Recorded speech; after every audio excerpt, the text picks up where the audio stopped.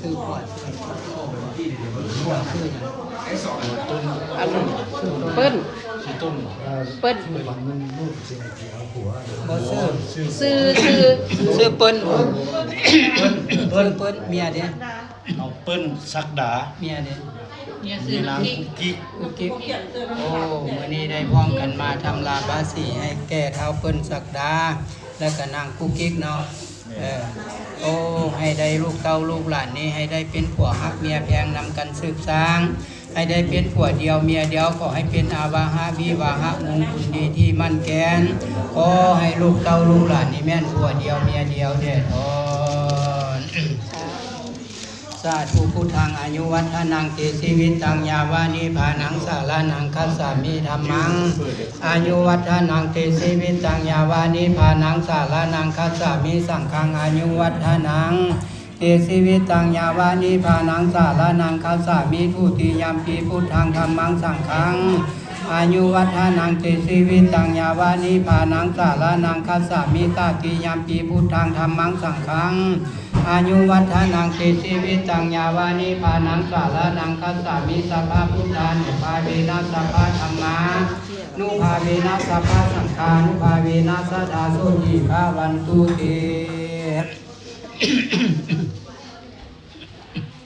สาธุสีสิทธิภาพรบองวันแวนวิเศษอรุญญาเดติสุ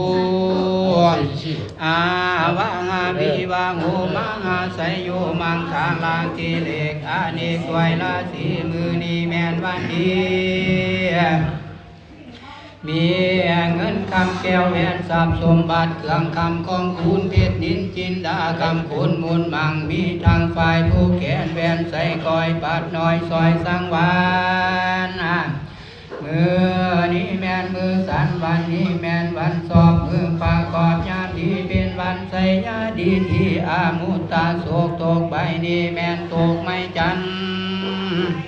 ขันใบนี้แม่นขันไม่แก้วพ่อแม่เท่าแก่ตกแต่งแล้ววอมพามงามตาดวงมาลาบุปผาดอกไม้ทรงกลิ่นหอมหวนหอมหวงเฮาเท่าถั่วอ่างกาณีทาภูมิส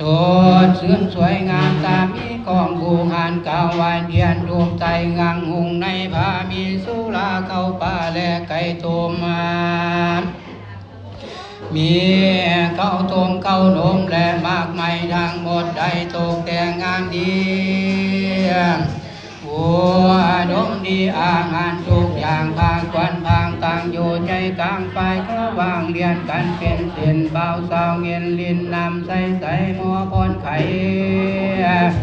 เอินเฮียเขาขวัญว่ามายืดวันมื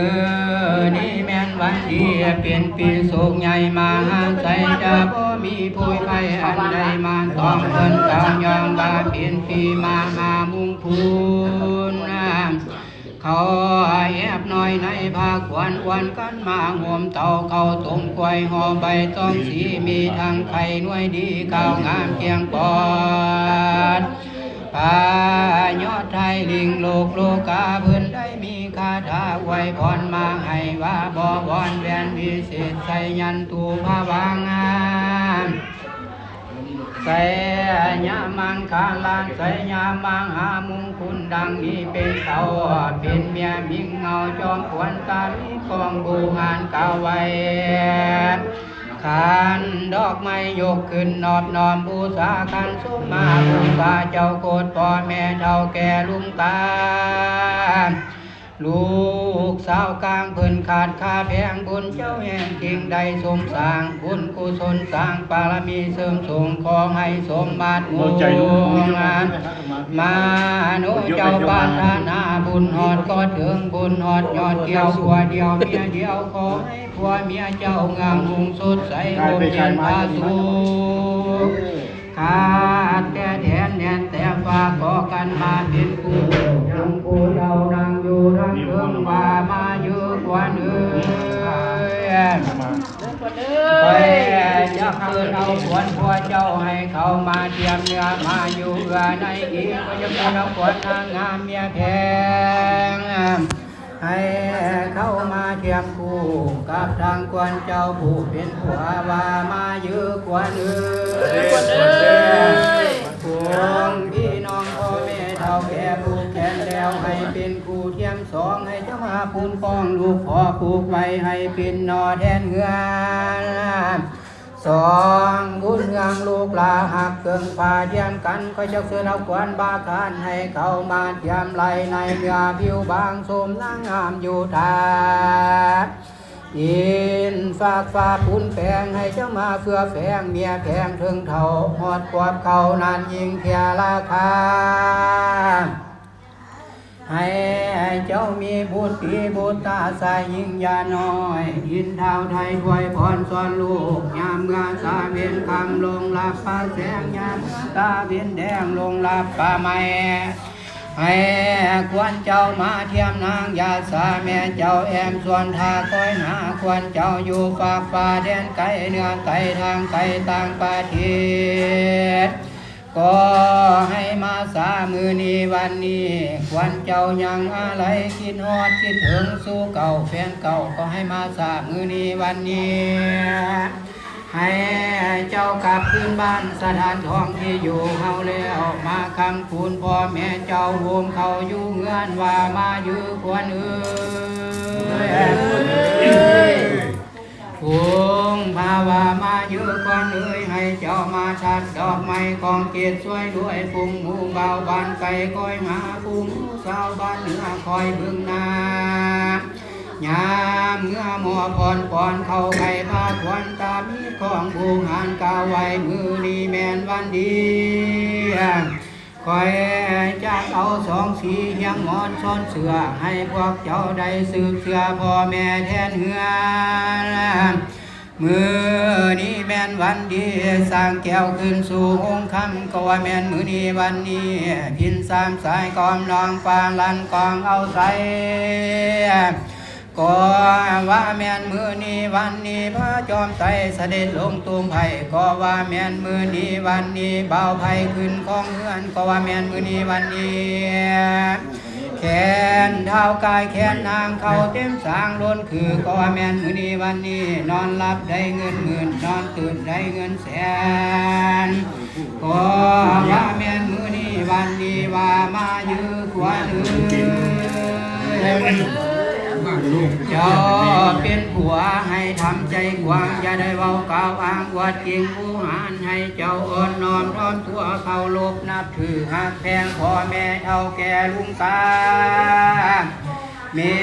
ตตาปานีโอเพื่ออาลีบริสุทธิ์ของใสต่อเมียเพียงนางนงคานแก่นไทย